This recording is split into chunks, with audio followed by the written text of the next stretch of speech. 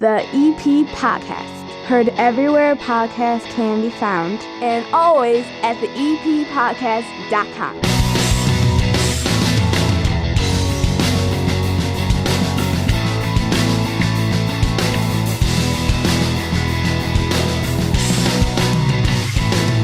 It's the holiday season, and I think for the last couple years, we've sat down and had a chat around this time.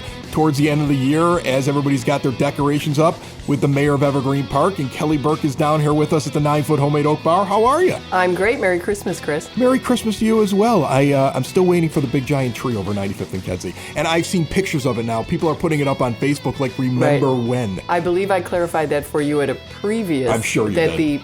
When they changed out the street lights on 95th Street, whenever that was, 15, 18 years ago, the new poles cannot support the weight of the tree. Yeah, I get that. Yeah. I get that. But they don't make them like they used to. But we did put, we kind of jazzed up the decorations in the center of town this year. So if you drive by at night and look through there, I think it looks really nice. I saw that. It looked like you got new stuff in, and you got everything up real early too. Yeah, and so we're hoping to do it over a couple years and build out further along 95th Street and then further down on Kedzie. So it's just very festive throughout the whole thing. But we started right in the center of town at 95th and Kedzie. We are very fortunate to have you with us for this entire episode of the EP Podcast this week. This episode and every episode brought to you proudly by the First National Bank of Evergreen Park. Your child's bright financial future starts with learning good money habits early in life. Help them get ahead with a junior savers account from the First National Bank of Evergreen Park.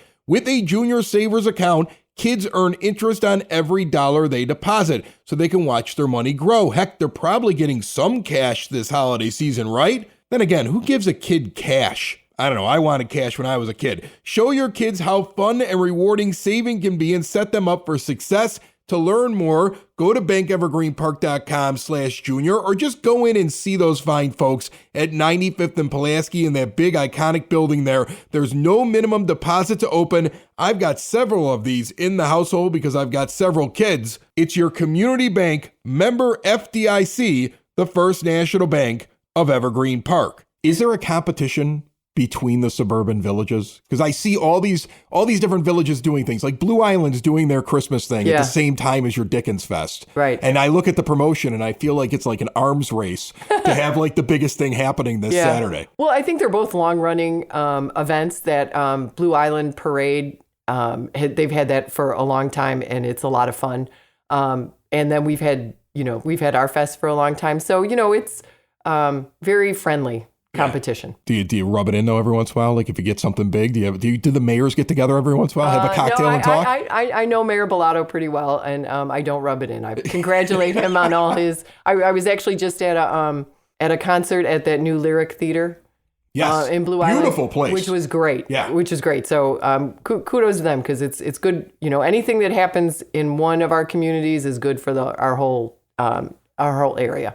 You've been really busy lately. I saw a picture of you on a camel. I was on a camel. And I saw you doing some sort of holiday pilgrimage with the first gentleman. Tell me about the camel first. You were in Morocco? I went on a vacation with my sister and some longtime friends to Portugal and Morocco, and it was fantastic. Why did you pick those two places? Well, my sister does these yoga trips, retreats, whatever. Oh, so you did some yoga. Yeah. So I'd never gone on one. She has this group that she goes with, and they really run it very well. And she kind of put it together and invited me and a couple friends.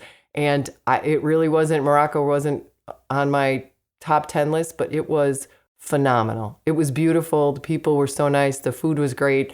It was so historic. We learned a lot. It was absolutely wonderful. And then before that, you can't fly really directly to Morocco, so we had to change planes in Lisbon. So we spent a couple days in Portugal. That is so fun. It's great. Cool. The camel, what was that like? It was it was actually pretty low key. We had a do they spit? Are they scary? No, they didn't. They were big. Yeah. And so when you get on them, they're lying down, and the saddle's kind of a box that goes over the hump and with an iron or steel seat on it. So you do have to hold on when they stand up. But once they stand up, it was very it was a very gentle moving. We just were going up and down sand dunes.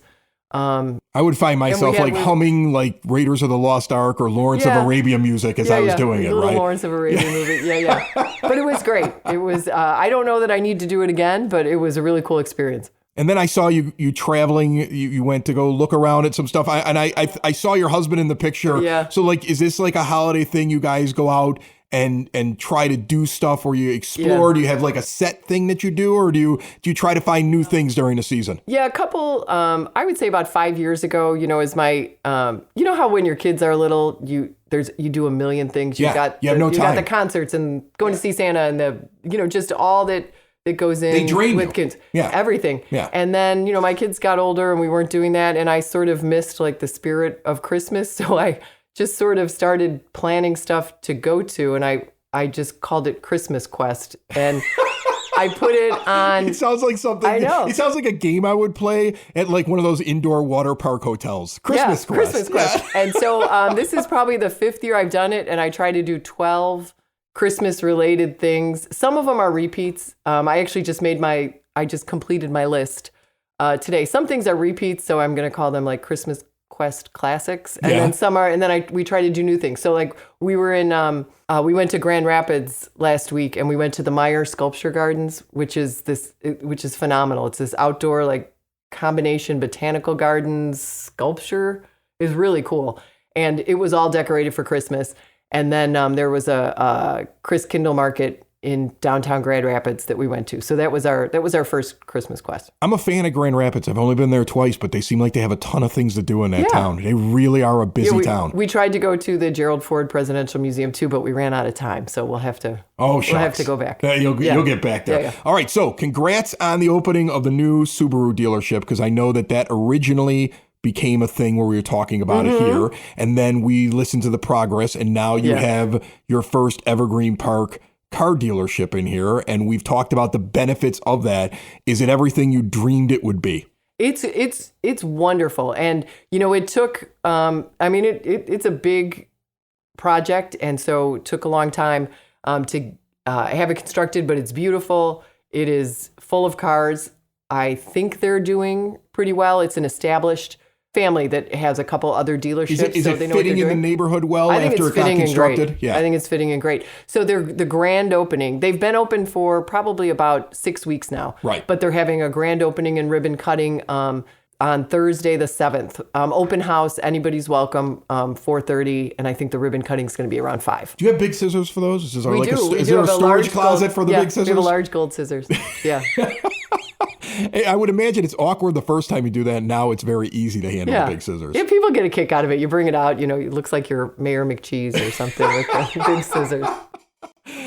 So is there another big thing on the horizon? Are we focusing on small businesses right now? Like, what are we looking at? Well, so we did, want to get everybody focused on our local small businesses for Small Business Saturday. Yes. And so, going into those mom and pop, whether it's the florist, place you get your hair cut, a place you go to eat. The new Smoke and Vine, because that place is brand new, and they've been in business. They already had a business in Evergreen Park. They tried something new, and that's a new addition. We didn't have a wine bar. Exactly, and it's. Every time I've gone in there, I've had a wonderful experience, and it seems like it's something that people are really loving. So continued good success to Smoke and Vine. But we were trying to make sure that everybody includes those as they're coming up with their Christmas entertainment and gift plans. But the thing that I am probably personally most excited about was the opening of the J. Crew factory store next to Whole Foods in the plaza. Is this because you're a J. Crew fan? I love J. Crew. Love it, love it, love it. Is that why they're here? Shopping. Did you reach out and tell J. Crew I need one in my town? No, well, no. They came through the owners of the plaza, through their connections with another mall that they have in the South. They had done a deal with J. Crew at their I think it was in Tennessee.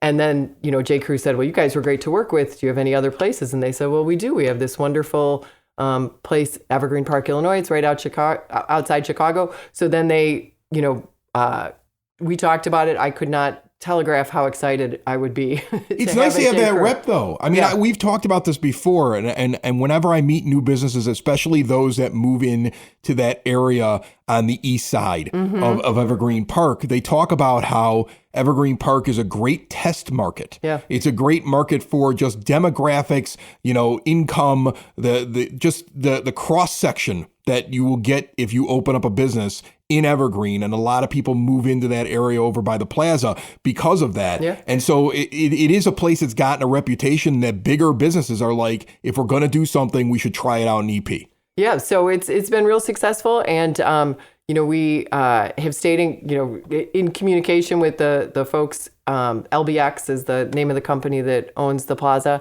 and they have. It's got a really high vacancy rate. There are a couple vacancies. David's Bridal, as a chain, went bankrupt, so now that space in there is open, and the retailers that LBX is telling me that are interested, and they're sort of talking through the process. It's multiple ones, and all of them are names that we would be thrilled to have. And on that side, I mean, it is.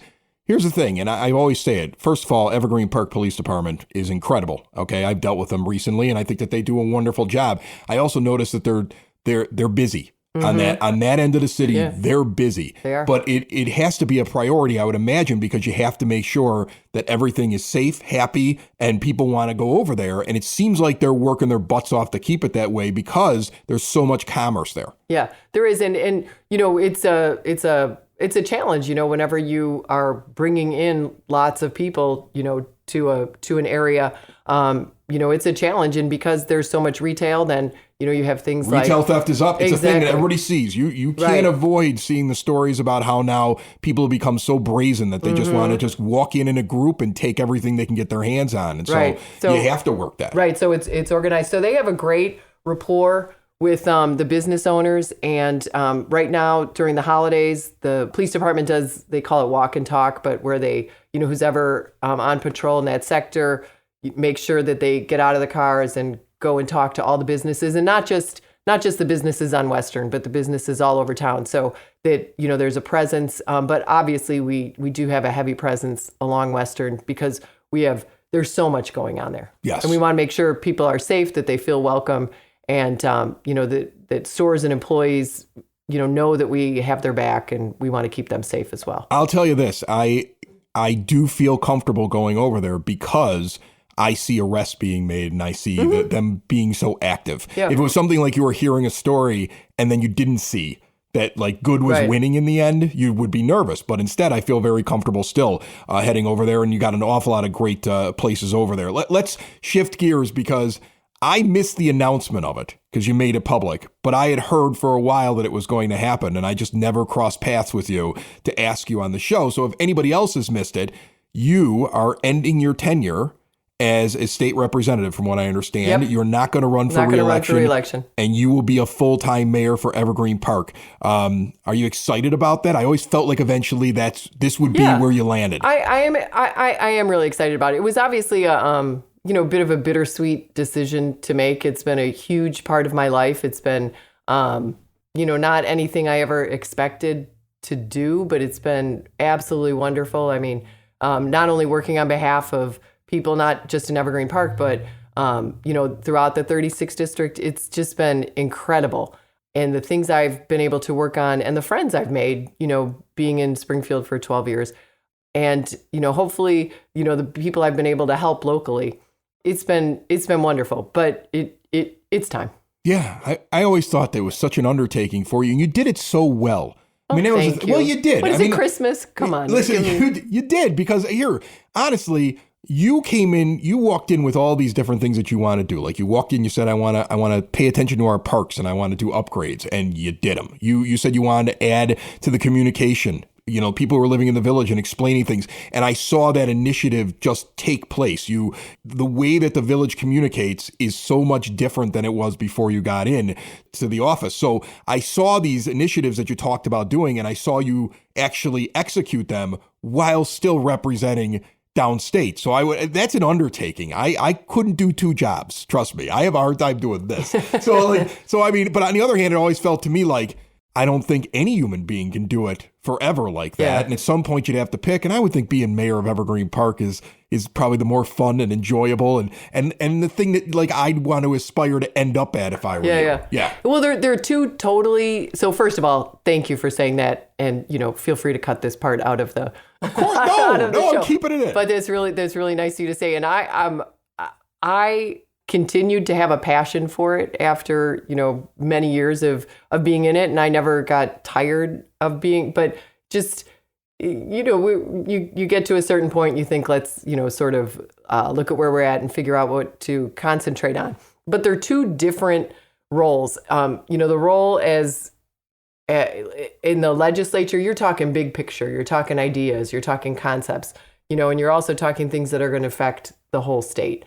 And so it's just a different, and you as the legislature aren't responsible for the execution of any of these ideas, right? Whereas on the local government, the mayor side, it's all about execution. It's all about leading the ideas and then making sure they get done. And so, and to your point, a lot of these things that I came in with ideas, I've been enabled to do those through the support of our board of trustees, but also through the hard work of our village employees. I'm not going out and redoing the playground. You know what I mean? It's our public works department and making sure that it's all done well. I'm not the one going up and arresting shoplifters. It's our wonderful police department. So it is a total team effort, and I'm thrilled to be heading this team, and I look forward to doing it for many years to come. Building relationships, supporting the community, and service. These are the things that Country Financial stands for. They're more than just an office you may pass by as you drive through Evergreen Park. They're neighbors who lend a helping hand and support the fabric of your community, including charitable organizations, sports, financial education, and civic organizations. And since Country is already your neighbor, they want to get together and chat. Call your local Country Financial representative, Mike Thauer, today at 708-425-1559 to talk about the things that are important to you and how he can help you protect them. Let's talk about some of your projects, okay? First thing that I have, and I think everybody in the village knows about because I'm reading it in your communications, waste management is going away. Yes. And you've gone with another vendor.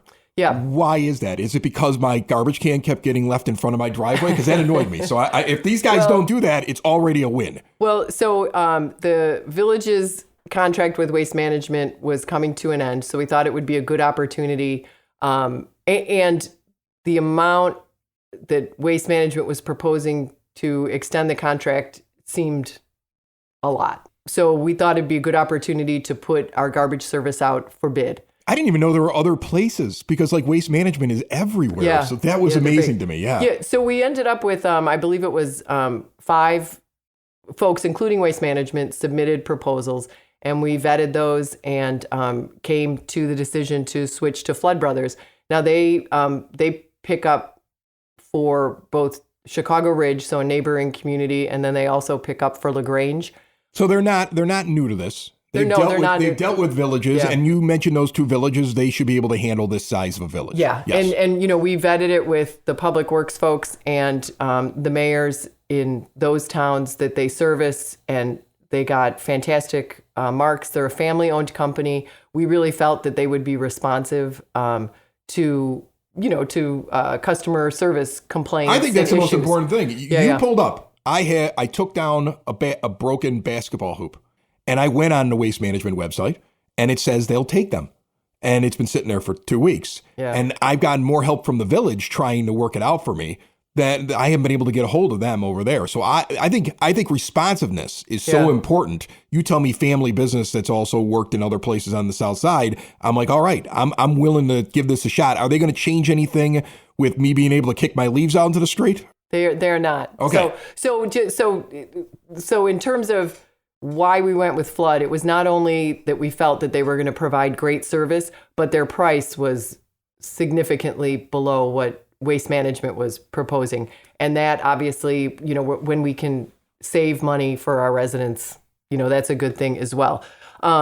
But so the leaves will continue. You're going to put them in your You put them container. You put them in the container. You can I've put them said in that bags. out loud on the show so many times. But I watch my neighbors. I don't see anybody putting it in a container. They just I kick put them out it the in the street. container. You're good I at put it. it- I told my son to put it in the container first because I'm trying to be a good citizen. But I don't see everybody doing it. Well, and also, some people have more tolerance for a little mess, Right. and so, but the people who don't, who want it all cleaned up, they can continue to put it in the bags, and that will all get picked up, with the waste, and then the village runs the. Oh, you guys do the leaf. We do the leaf vacuum, so that will remain. All right. So the change, hopefully the only change hopefully this will be seamless. I'm sure there's going to be some hiccups, Do especially. they have to change out all the garbage cans? They do not. Okay. They do not. So what will happen is if you look at your cans, some of them are stamped Village of Evergreen Park, some of them are stamped Waste Management. It's kind of a hodgepodge that's accumulated. I have a mixture. So if you have a can that's got a Waste Management logo on it, Flood will be pasting over a Flood Brothers logo over the and that'll occur in the first couple of weeks. All right. But the only real change is that right now our garbage service is Monday, Tuesday, Wednesday, Thursday. The southeast section, which is my section, is Monday.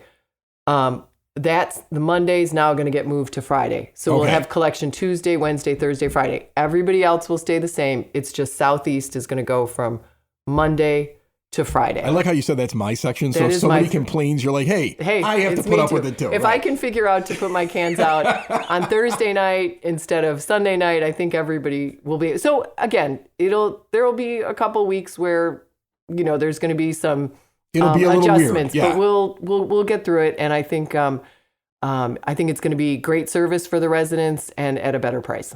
So I also heard of this project that I am intrigued by. Yes. In the area of 91st and Richmond, Mm-hmm. You have some sort of pumping station there. A lift station. Lift station. Okay, you'll need to explain to me what that is after I get the question out because I have no idea what that means. So the idea is that they're. I thought it was new. You were telling me before we sat down that it's actually they're replacing one, but essentially it's in a residential neighborhood, and it's this pump or whatever the station is, and it gets disguised essentially within something that looks like a home or a structure. Mm-hmm. And I found that to be so intriguing that there are these things that are hidden inside of what looks like houses. And how many of these are around Evergreen Park? And Right. what does this thing do? Can you explain it to me? Okay, so I'm going to ask forgiveness from anyone who's a civil engineer who is listening to this or some sort of sanitary engineer. She's just a mayor, folks. I'm just She's a just a humble mayor, mayor. yes. But as I understand it, okay, so our sanitary sewer is gravity fed. It rolls to the lowest point, which on the east side of town is around this 91st and Richmond. Yeah. And then it has to get pumped out to go, to get rid of, and to end up at the MWRD. And so it goes down into this pump, it gets shot out. This pump has been there, or lift station, has been there for at least 50 years. And it was housed in a small it's underground. I find this interesting because like when I heard from one of the neighbors, that's how I learned about it, right? He was trying to tell me about this and he thought it was new. And when you were like, no, it's been here for 50 years, that shows how well you disguised it first time around. Well, it was, the original one was toward the back of the lot. Okay. And then just because of, this was a huge project in a small area, like You have to work amongst 50-foot people's lot. homes. Yeah. Right, where a crane was coming and putting this huge pump down into a 30-foot shaft. Like it was kind of wild to watch. But just the reconfiguration they had to do, I don't know if it was because, the pump changed a little bit in the 50 years since they made last one. I'm sure they make the pumps differently They now. had to move the structure that goes on top of the whole thing to the front, closer to the front of the lot. So it is more noticeable. But the project is about 98% done. There's now more it's a little bit of landscaping and hiding it and stuff like that. Exactly. So the fact that there's But I think that's neat that there's something that's like you're going to try to hide it in the neighborhood. I think that's so neat. there's another one. The other lift station is at 94th and Hamlin. Right now, somebody at 94th and Hamlin is like, what? Right. And Is that why we never see the neighbors down the block? Because there's nobody in there? It's one of these things I think you walk past because it almost looks like a little garage with a driveway off 94th Street. And I had walked by it a million times and I always thought, I wonder what that is. And it turns out it's the lift station. That is so interesting. Yeah. I think that's very, very cool. So it was actually like if you're a construction nerd, it was an interesting, it was a fascinating project to watch. It was very, very difficult for the people in that block because it was a lot of work going on in a really small area. And they were so patient they were really, really patient in some trying times. So I'm glad it's over and, we're hopefully don't have to do a project like that for another 50 or 60 years. As we're spending the whole show with you, I've kind of cut other things that we would normally do on the EP podcast. I do want to still support the small businesses in Evergreen Park that support us. We mentioned them earlier on. Folks, if you're listening and you haven't made it over to Spoke and Vine Wine Bar and Bottle Shop, northeast corner of 95th and Kedzie, it is an experience, 21 and over, great food, amazing wines. They're constantly rotating new ones in from all around the world, and then you can pick up something nice for the holidays. If you try something and you like it, they have that bottle shop there you can purchase and take home. See more at spokenvinewines.com. And also a quick shout out to sidsauce.net, the only place I get my hot sauces from. Perfect stocking stuffers, and they deliver to your door for free. If you like hot sauces, if you know somebody who likes them, your only place to go is local where the peppers are grown in Evergreen Park and it's bottled right here, sidsauce.net. What was your most frustrating thing this year?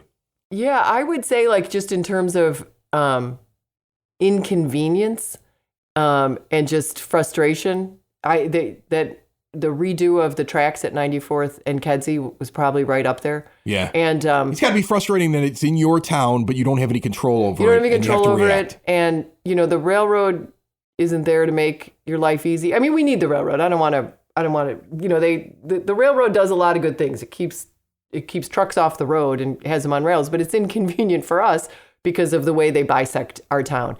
And then when they're shut down like that, the buses have to be rerouted and traffic's going all over. It was really frustrating. Fire trucks trying to find alternate routes to move around. And there's, a lack of communication sometimes because it's not a village project. It's the railroad project, and they're not always the best communicators about when things are happening and how long it's going to take. And there's still, debris it's in their right of way, but they still haven't picked it up. And we've been trying to get on them to, get it all cleaned up, old railroad ties and stuff like that, and repairing the parkway. It'll happen, but it just, you constantly have to stay on them and it gets frustrating. It's got to be difficult. I can only compare it to something my dad used to complain about. He was a commander for his last 10 years in CPD. And he dealt with loop traffic. Mm-hmm. And he would say all the time that when IDOT did something downtown, they use the exact same method that they use when they're in Rantoul in downstate Illinois. And it's different when you're doing it in this massive area. But they just look at something on a map and say, okay, we got to do that. All right, do it the same way you always do it. And it doesn't work sometimes. And for that to be in the heart of Evergreen Park, it's a frustrating thing. But I always try to remind people would complain to me about it. And I'd be like, it's not the village. Right. It's the railroad. Right. And railroads have all these government protections. They can basically just look at you and be like, we're the railroad. Like if you're mean to our conductor, it's a federal crime. There's all kinds of railroads have these whole different set of rules I don't think people get. So I would imagine that was tough. It was tough. And you know what? You bring up a good, people complain to me about the railroad and the post office. And you know what? My answer can't be, I don't run the railroad and I don't run the post office. Because then it sounds like you're blowing it off. Exactly. Right. Even though that's true. But you have to figure out a way to work and get the attention of and, get cooperation between these things that aren't my responsibility and I don't have any power over, but yet, affect our town so greatly. So, we have been able to get, some things done with the railroad, but it is just an uphill battle and it's frustrating because they don't always pay attention to us. But we're going to keep trying. the weekend before the show happens. So I guess we're going back in time here, folks, because it's already occurred. But Dickens Fest. I mean, Yes. you have to be excited about it. Well, the weather, knock on wood, looks like it's going to be beautiful. So all the stuff that's outside, the Holly Jolly Trolley. There's some other ride that carries people around. I think it's a sleigh ride. There's like a little train that goes around the parking lot. There's different things happening in Circle Park itself. So all the stuff that we plan for that's outside, we're so thrilled that it's going to be warm weather. Do you get involved in that stuff, like in the planning, or do your people come to you and say, "Guess what we're doing this year?" And you're like, "Ooh, cool." Well, yeah. So the rec department plans all the Christmas stuff, and they do a great job. They have things that have worked in the past. They add a little something every year. Try and find. They added me inside. They put me inside so I'd be warm, inside, which is so nice of them. Like, right. I got the offer of, "Do you want to be in the atrium because you're always freezing every year?" I was like, "Yes, thank you." Perfect. So they add you, and it's like a little something old, something new. So we'll have Santa and all all those rides and everything. We'll have the magical singers. We'll be lighting the Christmas tree at 6:00. Yeah, I love this kind of stuff. That's awesome. Yeah. Did you see what happened in the Rockefeller Center tree? Did you see what happened? It didn't light. No way. Bottom of the Rockefeller Center tree and like one strip up the side. And everybody just stood there and like the guy who hit they had Anthony Volpe, who is a shortstop for the Yankees, standing there, and like whoever the person is that does the announcement, and he reaches over, he hits the button, and then the look on their faces was just like, "Uh-oh." And like most of the tree was dark. Oh no. That would be a nightmare. Our park supervisor, I think that would probably be his biggest nightmare, that the light doesn't work. We've talked to him about it before. Yeah, I know it makes him I saw him testing the lights just the other day when I drove by. Yeah. I'm sure it's going to work, okay? But if it, right now, you can outdo Rockefeller Center this year by having it all lit. So well, we'll see. And then we have the Sounds of the Season concert coming up. Yes, which is, over at Redeemer Rich Church. Daniels, and it is phenomenal. Do yourself a favor, everyone. Go. I've got 2 extra tickets if anybody can't get them. But it's just beautiful. The music is fantastic. It's a lot of great, you see everybody from the community and, exchange Christmas greetings and goodwill, and it's just wonderful. Mayor Kelly Burke, nice enough to stop in here. I really appreciate it. I have fun when we have these conversations, and I know you've had a busy year, and but now, I mean, like we're looking at when does the state representative thing end? Like January 2025. You still got another year? Yeah. Oh man, that's rough. That's like being a high school senior and knowing you're leaving, but you can't leave just yet. Yep. Well, good luck with that. Yeah. Well, thank you. Merry Christmas to you and your family. Merry Christmas. Thanks, Chris. It's the EP Podcast, all things Evergreen Park. It's the EP Podcast, Evergreen Park.